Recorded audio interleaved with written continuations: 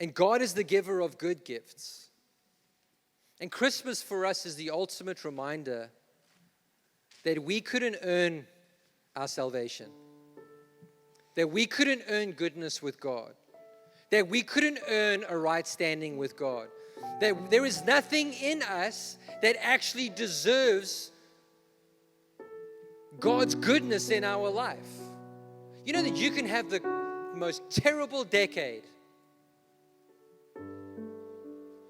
and God's goodness in your life still gives you salvation. Or you could be cruising on Main Street. You can be living the dream. And yet without God, you are poorer than the poorest person on the earth. Our salvation is a gift.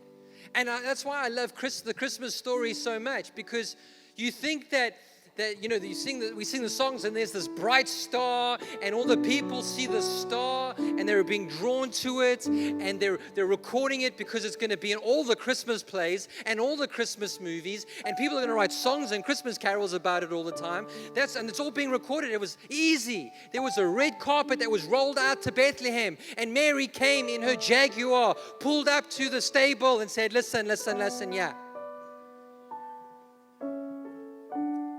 No, Christmas was hard.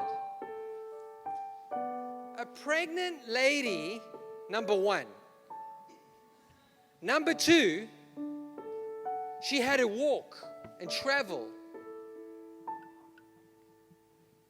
There was no 5-star inn with air conditioning in Bethlehem that night. Joseph, a carpenter, now on a journey to Bethlehem to register for the census, trying to find his wife a place to have a baby. My son asks me when we watched The Star, like it was like a little Christmas movie, he's like, so how did the baby come? I'm like, Mary squeezed really hard. And I got to correct that. That was really terrible, but it caught me in a bad moment. But have you ever thought about the sterilization technique of the early century in a stable with animals? And who's giving birth? Mary, with Joseph there. The fact that he did not pass out is a miracle on its own.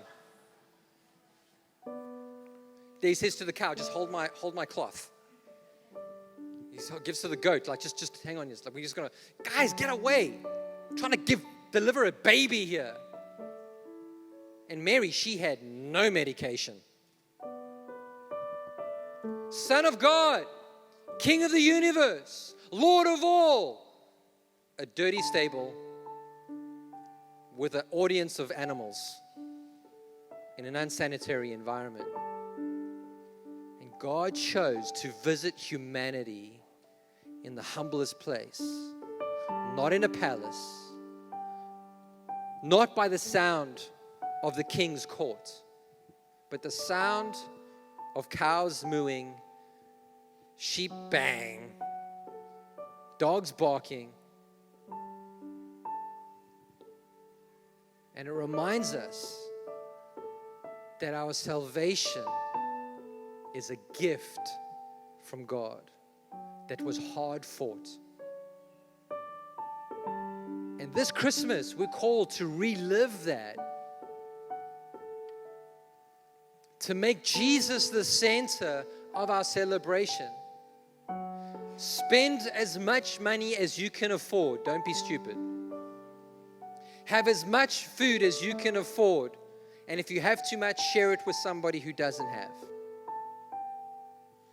But in all of it, let's not go, man, I was really hoping for the FIFA 23 this Christmas and the new lawnmower, and don't get your dad's socks. If you did that, replace it, get a tie. But actually for us to go, Jesus, thank you for coming. Thank you that because you came as a baby, I get to go to heaven. I get to have a relationship with God. I get to have my sins forgiven. And that this Christmas would be a joyful celebration of all that Jesus has done for us.